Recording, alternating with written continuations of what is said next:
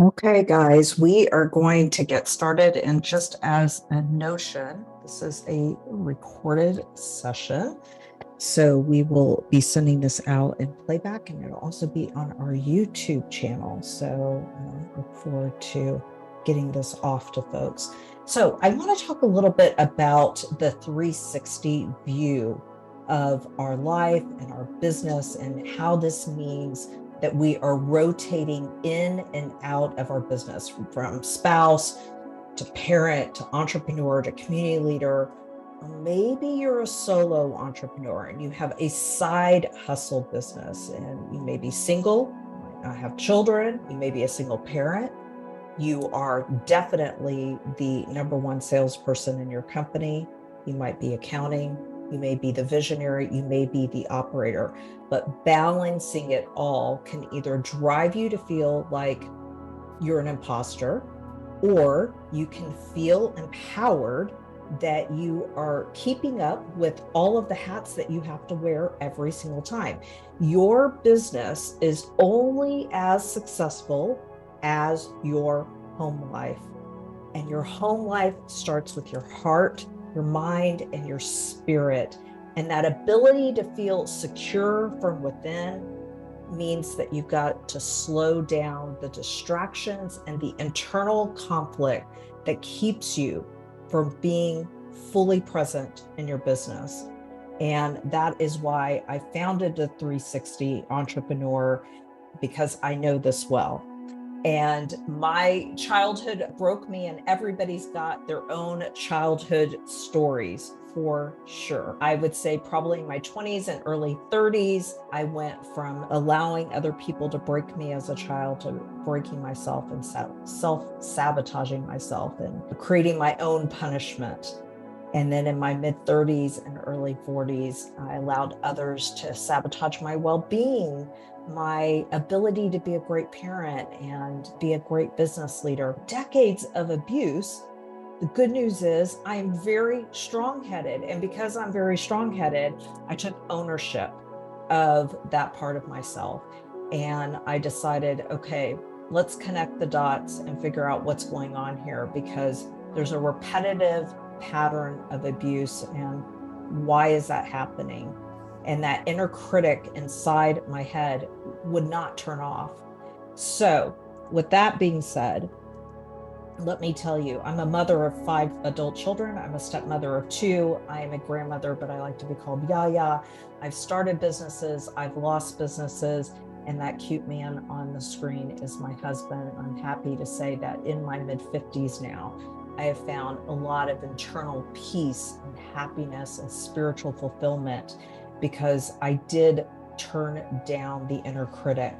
And life is not perfect. It never will be. I would love to lose a few pounds, but I definitely would say that my road to healing is never going to be done. But boy, has it come a very long way. And because of my ability to silence that inner critic and put boundaries around the outer critics, I have been able to find that peace and stability in my life that I've longed for. So if I can help you fast track through those mistakes, I certainly want to do so. With that, let's grab some coffee. We're going to take a deep dive in. And my goal is you're going to come out of this session with some tools to either control your life, maybe even come out of this saying, you know what, I think I need a little bit of professional help. I hope that it will help you want to seek out additional resources so that you can really get control of the critic that is, I would say, hindering you from what you need to do to thrive in life and in business. And if you don't think that this affects your business and your ability to drive sales, let me just say that being an entrepreneur is like putting a mirror in front of your face, and it's going to show you every good, bad, and ugly thing that you do within your life. And you can't run from yourself. It's going to put you front and center. And if you're unhealthy in your mind, and if you're unhealthy in your spirit and in your heart, your business decisions, not let alone your personal decisions, will become detrimental to your business. And I'm going to show you how these two tie together. So you can have great business goals and sales growth initiatives. You can have a great team backing you, or you could be a solo entrepreneur with great vision. But if you're not cultivating what's going on inside, you're really not going to find the success that you want and that you really deserve. So let's get started. I want you to imagine being in your business for yourself, and whether you're on an online business or you are a brick or mortar store, that every decision you make, you are completely second guessing yourself. You allow the criticisms of your partner, your family members, maybe your employees drive decision. They may challenge you to make a decision for your business that goes against your gut instinct.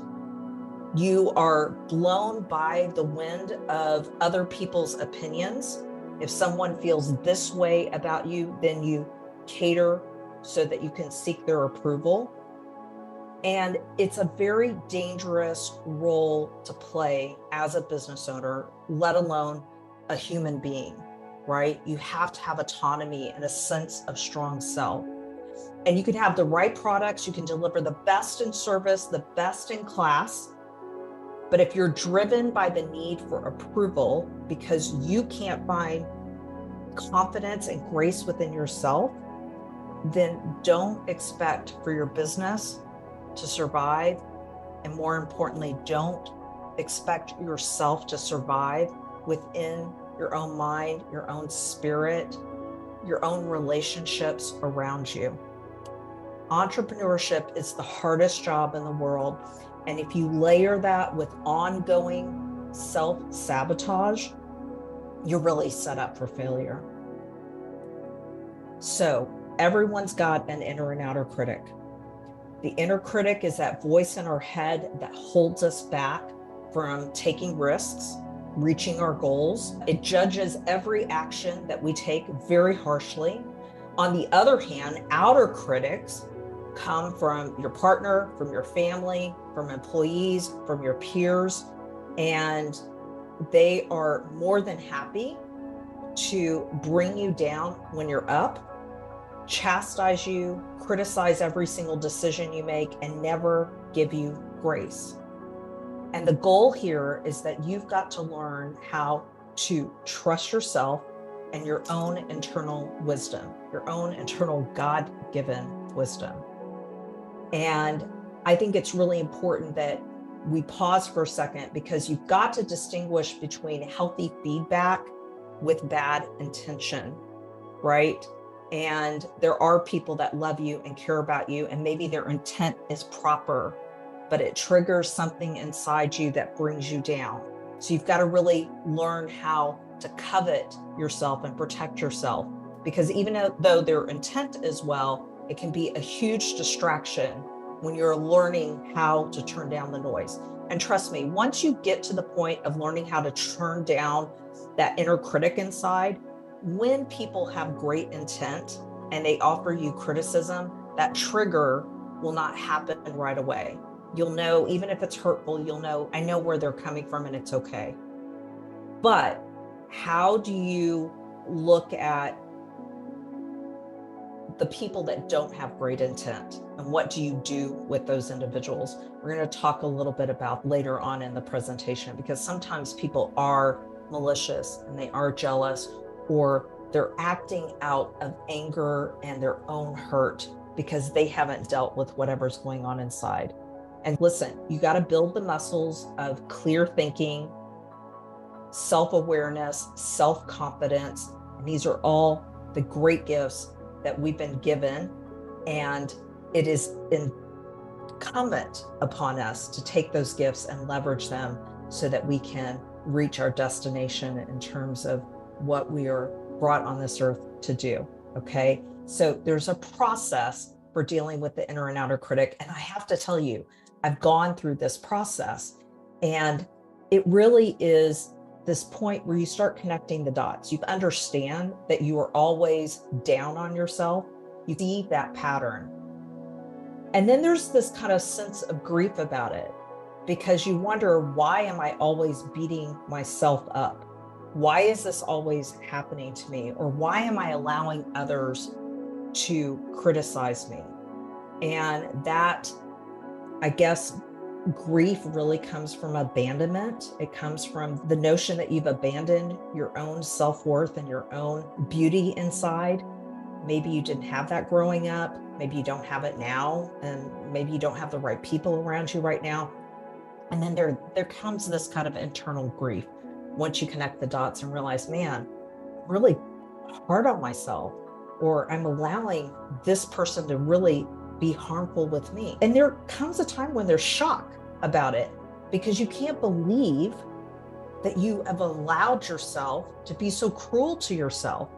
There comes a time when you're shocked that you allowed the people that you love to take advantage of you. But what happens is you slow down that thinking and you really start moving into an alignment of reparenting yourself, really cultivating yourself as if you are the child, and you are looking at yourself as a child, and you're saying to yourself, hey, I can't keep treating myself this way. And you begin to protect yourself. And when you are creating a world of protection, you're creating a world of safety. When you feel safe, you feel happy. So reparenting, it's a term of the process of really unlearning your coping strategies that you might have developed as a child, right? And it's about learning to love, nurture, and care for yourself. And maybe that wasn't completely provided in parenthood, childhood. And so therefore you've got to go back to the basics and say, I would never talk to my child this way, or I would never talk to a relative's child this way, or a friend's child this way. Why am I doing this to myself? And starting to treat that inner child, you hear that cliche term, but it's a real term that's used in therapy. You start treating that child with care and encouragement and decency. So let's just talk about good enough parenting. Sometimes we weren't raised in an abusive home. We had good enough parents. They did a really great job. And this term of good parenting comes from a psychoanalyst. His name was Donald Winnicott. And he says, look, there's parents and there's situations where you had really bad trauma at home, but sometimes you just didn't. And for those that had good enough parenting, I would say sometimes you can really turn down the noise of your inner and outer critic with yourself, with a support group. And when I say support group, friends and family that love you and encourage you and really keep you in check. And then sometimes if you had abuse, emotional abuse, drug abuse, substance abuse of any sort, sexual abuse, that kind of thing, you really need to have a therapist go along this journey with you. So critical. So let the professionals do it. So while we're talking about this, I think sometimes good enough parenting gives you enough confidence to say, you know what, I need to tweak a few areas in my life so I can move forward and get the resources I need to do that alone. But if you've had severe trauma, or let's say you had good enough parenting, but then you self-sabotage many years of your life, then it's time to maybe go get that professional help. And certainly I did that for almost a decade. And that with a spiritual life unfolding really were the partners that helped me to get where I'm at today. So I just wanted to bring that up because I think it's really important that we're going to dive deep, because that's what you have to do in order to be a strong entrepreneur. You've got to constantly reflect and reevaluate yourself. But at the end of the day, you may need some professional help. So let's talk losing your voice. Entrepreneurship is an extremely lonely journey. If you don't have peers that understand what it means to wear a dozen hats, sales, marketing, operations, boss, community leader, account manager, etc., right? Innovator, visionary, developing new products and services. People don't understand that. If you don't have a peer-to-peer relationship with these individuals in your life, you can feel very isolated and alone. And what happens when you've got this inner critic inside, you have a very difficult time making great decisions. And so, because you're often required to make critical decisions, take risks, You need great support. And if you can't rely on yourself and that internal voice is so loud and negative, you're going to feel frozen, you're going to feel unsure, and you're going to be questioning your intent and the intent of others, right? So what's going to happen? You're going to slow down your business because you are stumbling along the way. Very important. So let's talk about losing your voice. A lot of times this comes from your upbringing. Even if you had good enough parenting, sometimes you don't know your own internal voice. And what happens when you don't know your internal voice, you really don't have a sense of self. So you can't silence that inner critic or those outer critics. You don't have the confidence to stand up to them. And you don't have the confidence to look at yourself and say, that's ridiculous. Stop that type of thinking, slow down and focus. And you become hard on yourself, hard on others, hard on your staff, and you really operate in what we call the 4 Fs. So 4 Fs, it affects your ability to lead your business. It affects your ability to lead your life. Fight, flight, freeze, fawn. Let's talk about this. When you're a business owner, you're a parent, community leader, you are a boss, you are managing customers, you have to have the ability to make quick decisions to effectively succeed in what you're trying to accomplish. And when you're faced with difficult or challenging situations, it can be easy to fall into one of these 4 Fs. And let's talk about how this affects you as an entrepreneur. So the fight response is when a business owner reacts aggressively to any type of situation. So somebody made a mistake, they're upset with them. Your business partner failed to do XYZ, you get into fight mode. And this really can lead to major issues, especially if tempers are involved and you can't control your temper and it's out of control. The flight response is when you avoid the problem altogether. You don't want to fire an employee, you don't want to fire a client, you don't want to deal with your partner and those particular issues that they're causing in the business. You have poor culture in your business, you don't want to deal with that. Your marriage life is affecting your ability to really sustain a strong business and accomplish the goals that you're trying to achieve. That kind of flight response is when you're avoiding all problems altogether. The freeze response is when you're overwhelmed and you just can't do anything at all. You don't feel like you've got the ability to be clear-minded to make the right decisions. And finally, the fawn response is when you can't do anything or anyone can't do anything for you that makes you happy. Nothing makes you happy. It doesn't matter what type of business you're in, you're not happy. It doesn't matter if you are hiring a certain type of employee, you're not happy. It doesn't matter if your business partner or your life partner is doing everything they can to make your home life or your work environment great and peaceful, you're not happy. Bottom line is, it doesn't matter what anybody does for you. It doesn't matter how successful you are, you cannot be happy. And these 4 Fs really encompass the outcome of having a strong inner critic or strong outer critics, or the combination of both.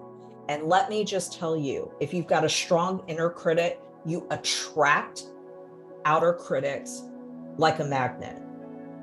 That is just the law of attraction, if you will. If you're hard on yourself, everybody else will be hard on you as well.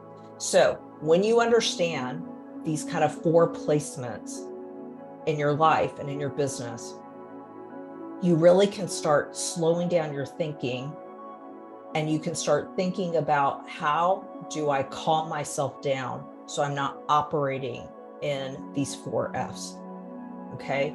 And let me just say this, it is never too late to begin the learning journey. When you are recovering from trauma or criticisms, it's not a linear process, right? It's just an evolving journey. You're always going to be improving yourself.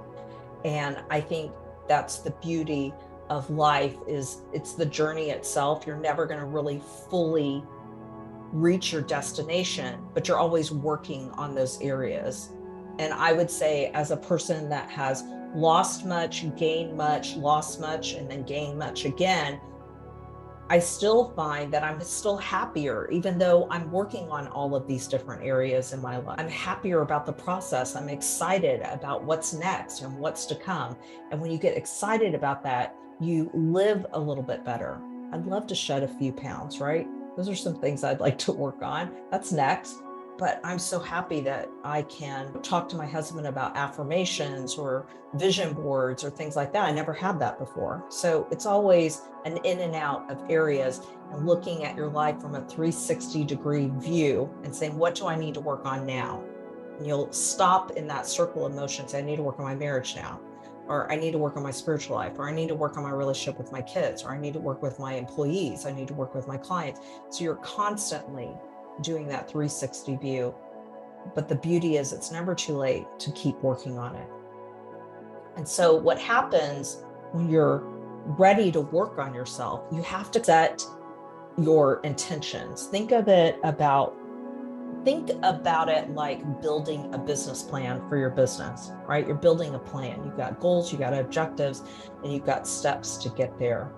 And I would say that it's important that when you are recovering from trauma, and I hate using that word trauma because I think it's overused for people that don't like to have accountability for their lives. But I will say that if you are hurting yourself through that ongoing mindset of inner critic talking, or if you are allowing people in your life that take advantage of you and you don't have the boundaries to protect yourself and love on yourself, I think that it's really important to know that you are creating trauma for yourself, right? So it's the proper word, but I think it's important to say that I'm not one to whine. I am one to fight for my own well-being and take accountability for the mistakes that I've made in my life. And I expect anybody that I'm mentoring or talking to do the same. So when I use the word trauma moving forward, know that does not give the excuse to sit around and whine and cry about your life. It means get on with it and start figuring out the tools you need to succeed. Okay. So with that said, it's important, I think, to establish why you need to work on this inner voice. How is it affecting your business? Is it affecting your ability to not fire people or to not take risks? Is it affecting your relationships at home, where you're allowing your partner to walk all over you? Are you allowing parents or children, adult children even, to criticize you and pull you down into kind of this dark abyss of feeling like you can't or will never be good enough? That type of thing. So you really got to take some time to journal that out. And if you don't journal that out, these are the effects. One, you'll have what we call perfectionism attacks, right? It's this mindset that you cannot silence your inner critic. You are going to strive to be perfect in every area of your life, which is a delusion. And there's all or none or black and white thinking that comes with that. That means all things, everybody needs to be good to you. Nobody can make a mistake. Nobody can hurt you, or they're out. It is that micromanagement. If I don't control everything my staff is doing, everything my children are doing, everything my husband, my wife, I am out of control. So I'm going to control and micromanage everything to its crazy point of not being achievable. It's the guilt. I should have, could have, would have. It's workaholic. It is becoming so busy so that you can feel like you are in control and everything's going to be okay, because you're keeping yourself so busy with your checklists of things to do. It's the harsh judgment of yourself. And when you're harsh on yourself, you are harsh on others. You give them no room to breathe, no room for grace, And then it builds contention within the relationship. It's name calling, it's gossiping, because you have to feel superior. So you have to put other people down in order to feel good about yourself. And this rolls into your business. It's micromanaging your staff, micromanage your employees. It's not delegating work to be done. You are controlling the customer's activities and relationship and doing all the work yourself instead of training someone up to take that work over. It is working to the point where you want everything to be so perfect that you make no decisions whatsoever within your business, because you can't move forward, because everything's got to be perfect before you do move forward. So let's talk about what else happens when you don't set clear intentions for recovery. Endangerment attacks. And this is drastic or catastrophic thinking. And if you were raised in a home that had a lot of commotion and drama and abuse, and you never knew what you were walking into, you never knew if that parent was going to take a drink, or if you were going to be sexually abused, or if you were going to be hit, or were they not going to be there for you, or were you going to have food, not have food? When you were brought up in this fighting, never knowing how things were going to be at home, you are always on guard. And what that teaches you is that things are going to be either really good or really bad. And then every decision you make after that, that is your thinking. And that negative thought perpetuates other thinking. You feel shame and guilt because you may be harsh on another individual and you know you shouldn't be. And you may see it manifest in different ways, such as self-sabotaging, avoidance. You might get headaches, migraines, stomach. You may feel like you don't have enough time to get things done, so you operate in a sense of urgency all the time. You might have negative drive all the time, meaning you're only working and accomplishing things because you fear that you're going to be failing, and you're going to fear that you're going to lose something, lose money, lose a spouse. You compromise who you are in relationships in order to have their love or have their attention. It's really disabling your ability to perform with a clear mind. So when you set these intentions to really control this inner critic, you have to remind yourself, hey, slow down. I understand that I'm upset with this person, but it doesn't mean the relationship has to end right now. Slow down. I know this employee made a mistake, but it doesn't mean I need to fire them right now. Slow down. I don't have to grow my business aggressively in order to feel like I'm accomplishing something in my business. It's really calming yourself and slowing yourself down. So take some time to think about why you need to silence your inner critic. What is it doing to your business and to your personal life? And we talked about how experiences in childhood can really shape how you think and how you feel about yourself and the relationships and the world in general.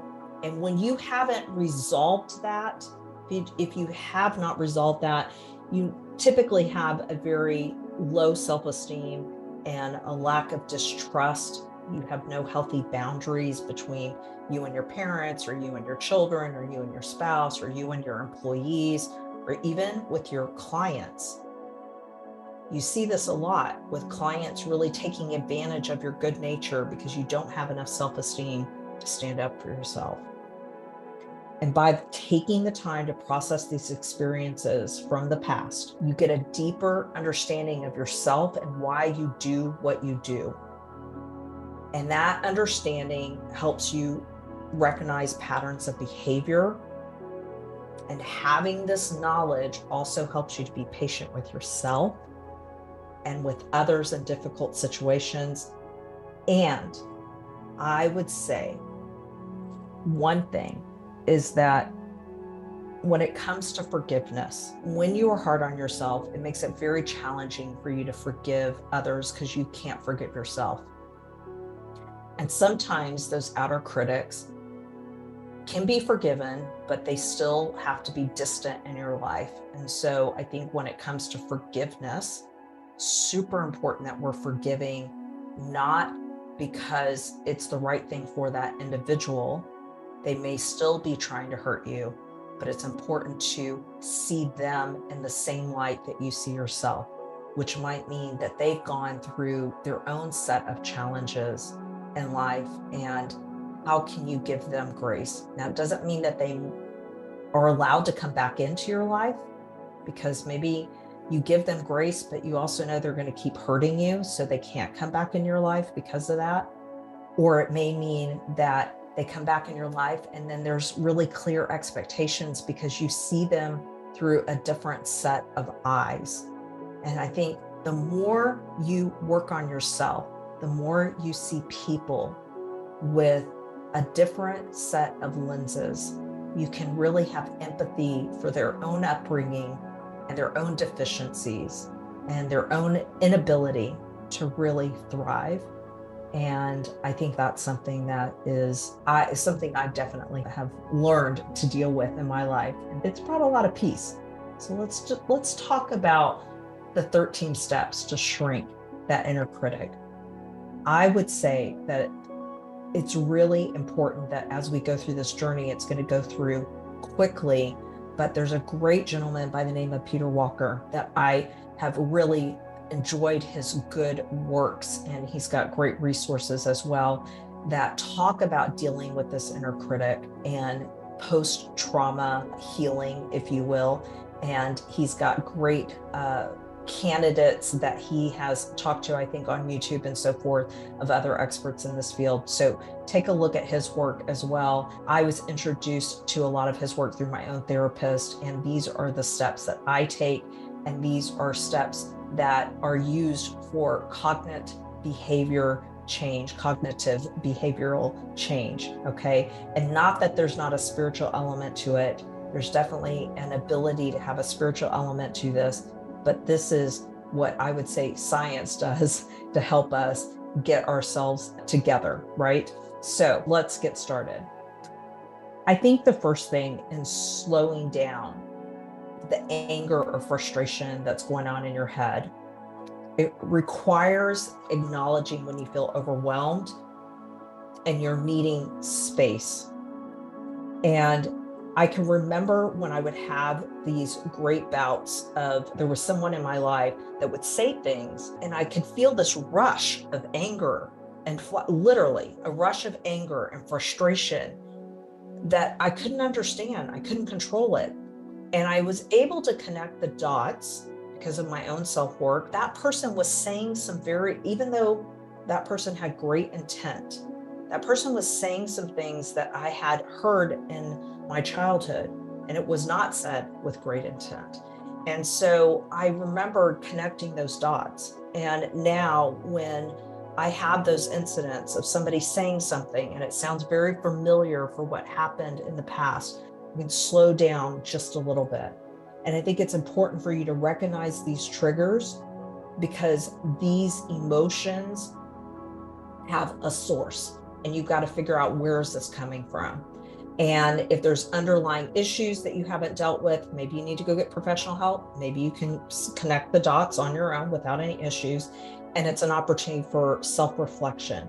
So the first thing is, when you get really angry with yourself, you get really angry with other people. And when I say angry, I'm talking about extreme emotions, extreme harshness, not being able to rationalize and say, give myself a break or give that other person a break. Then it requires you to pause for a minute. And this takes a lot of practice. This is the hardest thing that I ever worked on and continue to work on, is feeling that rush of emotion and not wanting to react right away. And I'm not perfect at it, but certainly it's something that in business, you've got to temper for sure when you're working with employees, when you're working with clients, that type of thing. But you got to learn to do that within your own family as well. So first step is I'm having a flashback. Something is triggering. What is it? Why is this coming up? And you got to take a moment. And sometimes you have to tell the person, I need a moment. I need a moment, so that you can calm yourself down to go back and reflect. And when you get angry, sometimes that anger comes from fear of a decision that your business partner might have made regarding the business, and fear of failure around that. Fear when an employee makes a mistake with a client, that you're going to lose that client. Fear that your loved one is not acknowledging you and all of the work. And those calming of fear feelings are difficult, but it's very rewarding in terms of knowing that you've got the mental and emotional capacity to slow down that anger, recognize that fear is driving it. Why am I feeling afraid? Why am I beating myself up? And how can I calm down? Can you pray? Can you relax in meditation? Can you remind yourself that you are an adult and you're not in danger? Can you go back to reparenting yourself and caring for yourself and looking at yourself as a child and say, it's okay, we got this? Trying to connect with supportive people as well that can keep you in reality check is also a great benefit when you're feeling vulnerable, because they can say, that's ridiculous how you're thinking. You're better than that.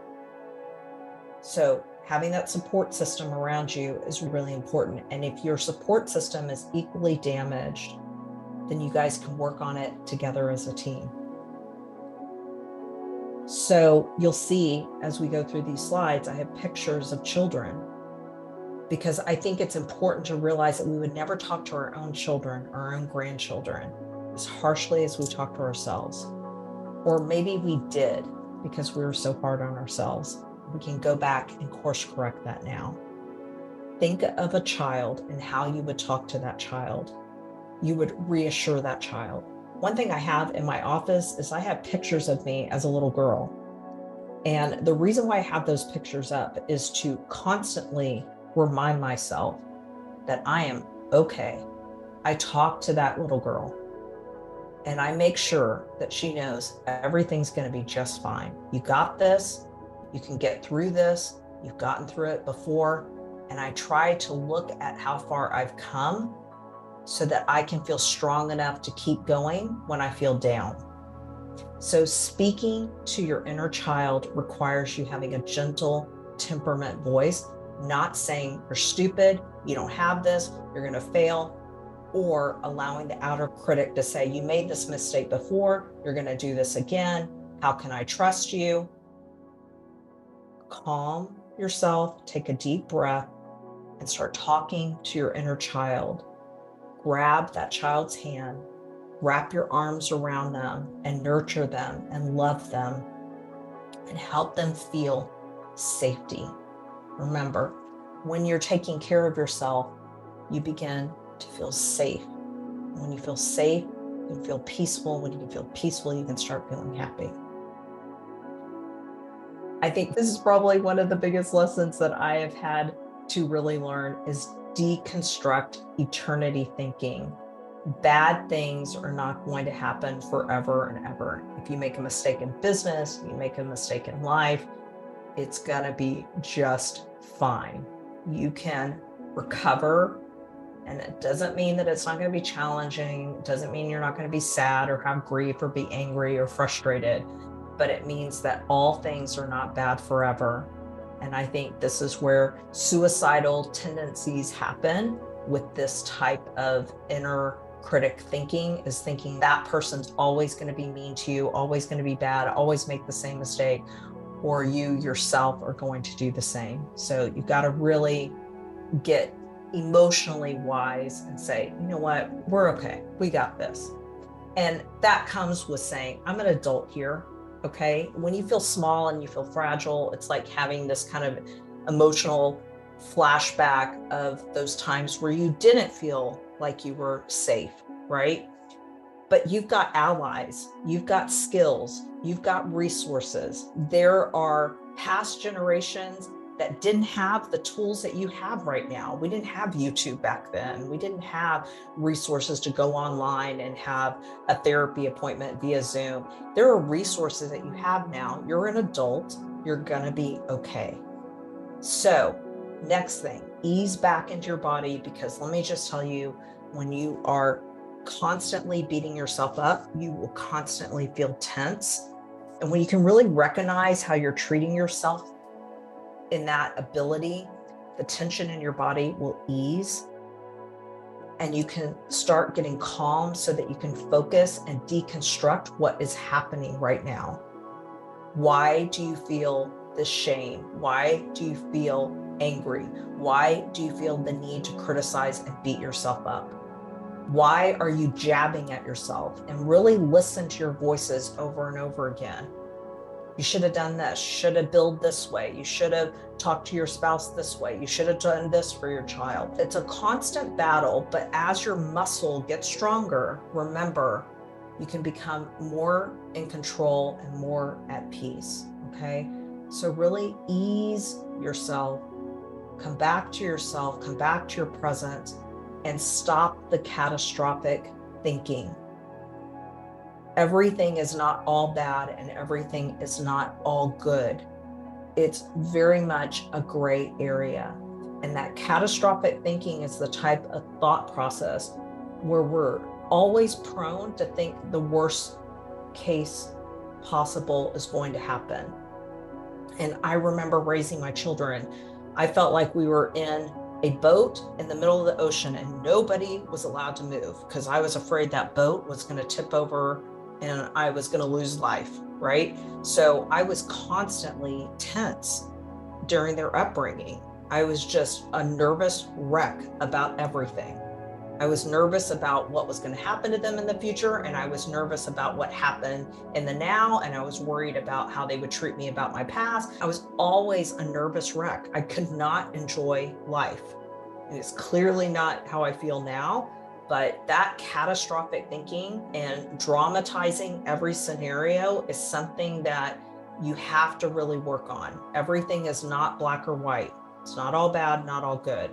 So that anxiety creates depression, it creates tension. It's not good for your health of your body, your mind state, but also not good for your business because you're not able to get away from thinking, oh, I'm going to lose the business. Oh, I'm going to lose the client. No, you've got to get into solution-oriented thinking.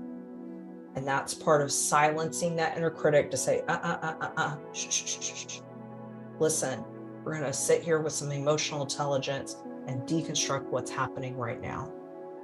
And that's where, if something bad has happened, you have the emotional intelligence to say, you know what? It's okay for me to grieve right now. It's okay for me to be mad about the situation. It doesn't mean I need to stay here, but what it does mean that I don't have to put false pretenses on that I'm happy about what's going on right now. And that ability to express your grief to yourself and to others where it's needed, or to set those boundaries for yourself so that you can grieve for a certain period of time, but then pick yourself back up, is very healthy.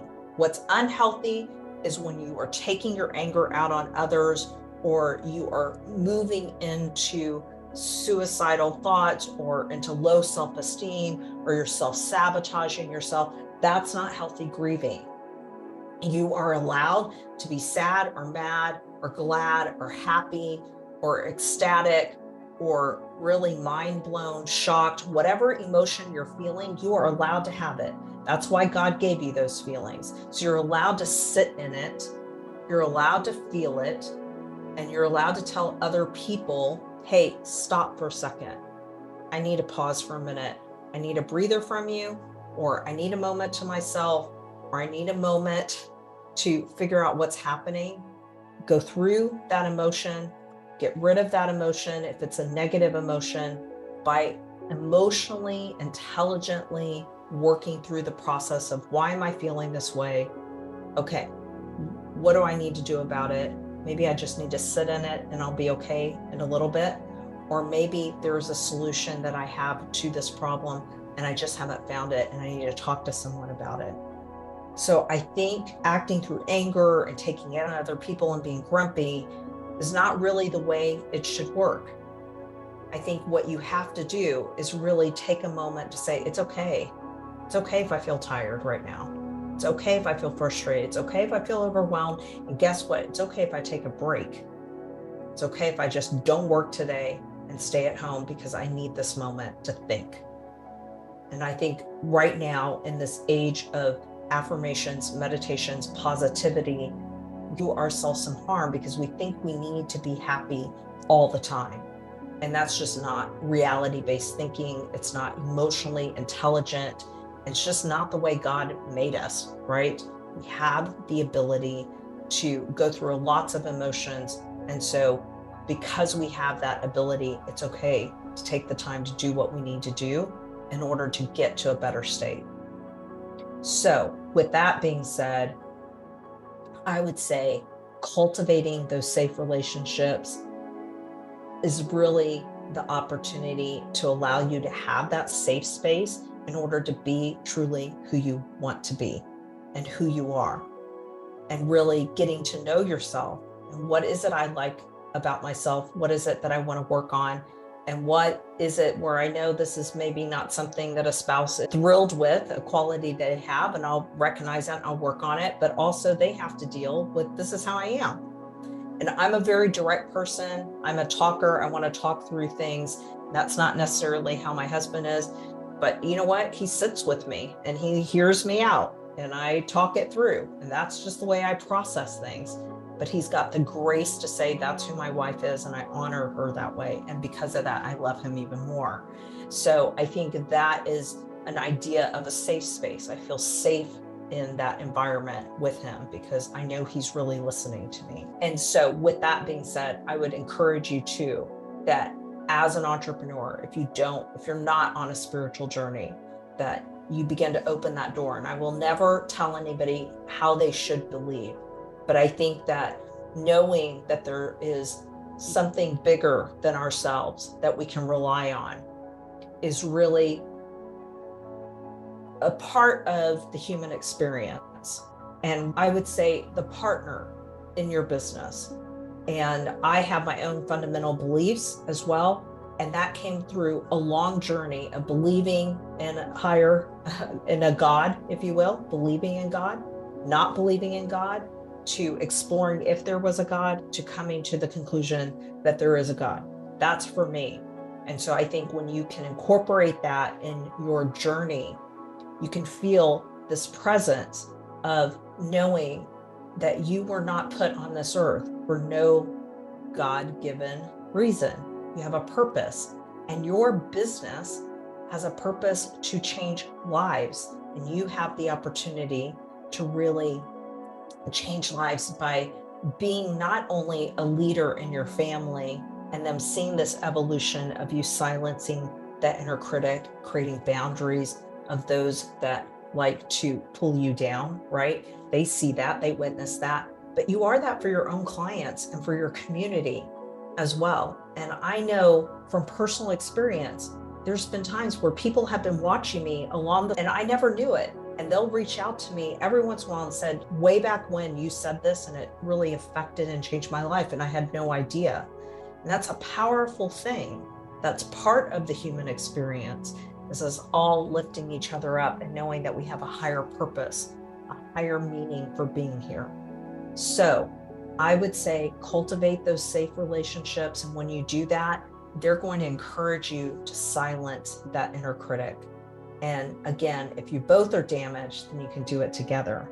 And I would say that if you have relationships that need to be identified as those that are going to harm you or never let you forget the past, then you have to identify those and you have to separate those out. And you might have to categorize those. You might have to say, you know what? This is not a relationship I'm willing to let go completely, but I am going to put it on pause because I cannot allow them to continue to punish me for my past mistakes. Once that person has done their work, maybe I will let them back into my life. Or you may have to say, you know what? I don't think this person's going to do their own internal work. I think they are always going to want to beat me up, criticize me, critique me, punish me, wait for me to make my next big mistake. And those people you have to lovingly let go. And those are very hard decisions to make, because sometimes they might be the closest family members that you have or the closest friends that you had. But as you grow, I will tell you that you will find that there will be people that will fall off of the bandwagon of life because they are not able to keep up with your growth. They don't understand it. They're not doing their own self-growth. And therefore, the only way they know how to handle it is to turn on you. And these are decisions that you have to make carefully. You might need professional help. You might need some spiritual guidance in that area. But it's real. It's a real situation. And if you want to protect who you are as a human being and your ability to be strong in life and in your business, you must really protect the outer environment. The outer environment affects the inner environment. In order for you to get strong in silencing and turning down the noise of your inner critic, you have to really isolate yourself until you're strong enough to get out there and be around those critics without it influencing you. And sometimes that means a little bit of self-isolation for the time being. And I know I went through that probably for maybe about a year or so, where I just was not really talking to a lot of people. I really needed to work on myself. And so I had a handful of people that really were around me and that could challenge me to be a better version of myself, could hold me accountable, but could also praise me when I was making headway. And I went through that process for a while until I got strong enough. And now I'm happy to be around anybody that's willing to criticize me, because I know who I am. It doesn't bother me as much. Okay. I don't have to like it, but it definitely doesn't bother me. And so that comes back to figuring it out. And I think it's so important that, you know, when you are taking control over those extreme emotions, you're either really sad, really happy, really angry, really happy, really frustrated, really depressed, feel like there's nothing that can stop you. That's the minute you know that you are really a victim to really having ongoing flashbacks. When the emotions are very extreme one way to the other, it's not healthy. It's not good stability. Emotions should come in and leave and exit out according to life's journey, but not in extremes. And I'm not saying that if you haven't had severe loss, like people have passed away in your life. And I know there's been people that have had situations where multiple family members died. Obviously, you're going to have extreme grief. And those are extreme situations. I'm not talking about that. I'm talking about the day in and day out of business and your personal life. If an employee makes a mistake and you have an extreme reaction, or your spouse makes a mistake and you have an extreme reaction, you have to pause for a minute, and it's a sign that you're having some sort of flashback. And you got to pause for a minute and start digesting it and thinking through what's going on here and why am I feeling that way. And that is really taking on the study of cognitive behavior. And you can have a spiritual life where you're going to meditation, or you're going to church, or you're praying, or you're doing, I don't know, any kind of breath work, if you will. But you really have to start treating yourself with a level of emotional intelligence where you're doing some real homework and you've got a strategy on how to deal with these issues. So I would say study the work of Peter Walker, get yourself some help if these issues continue to carry on. Be patient with yourself. We need to wrap up here. I'm seeing the time. Patient with yourself, be loving with yourself. Ultimately, we are responsible for our level of accountability for our personal and professional lives, right? And you are responsible for only you. You can't control your spouse. You can't control your children. You might be raising human beings, as my sister-in-law says, but you've got to have a strong sense of self-awareness and understanding about how your strengths and your weaknesses really affect your actions. And weaknesses are derived from a lot of inner critical thinking. And you got to take control of that, but be patient with yourself. Because the minute you begin to know those thoughts and begin to course correct those thoughts, you are building muscle. It's like going to the gym. You're getting stronger and stronger. So be patient with yourself. Look at the children on this screen. Would you ever say to any of them, you're stupid, you can't do it, you're dumb, why are you thinking this way? There's no way. You would never talk that way to them. So you cannot do that to yourself. Have an honest conversation with yourself. Have an honest conversation with your partner in life. Have an honest conversation with your family members, with your employees about the things that you're working on to improve, set goals, set milestones to accomplish those goals in those areas that you personally want to improve. And use a spiritual life as a catalyst to help you get there faster, because I really believe that, right? And look at how you can build a support system around you to help you keep a reality check in place, that your inner critic and those outer critics have no room in your life. And they're there to make sure that you hold yourself accountable and to also guard you from those outer critics that want to pull you down as well. Pick and choose wisely. Know that you were called for a purpose on this earth. You have a destiny to do and be well with yourself so that other people can see you and watch you evolve into what you were called to do on this earth. And what a beauty if other children like yourself or your grandchildren can watch you through that evolution as well. So we're going to wrap up. I encourage you to follow us on YouTube, and I encourage you to follow our social media platforms wherever you like to be. And also know that we are going to have once a month workshops on working on ourselves. When we work on ourselves, we really become better internally so that we can become better externally in supporting our business and our entrepreneurial ventures. I thank you so much for taking the time to study and work on yourself.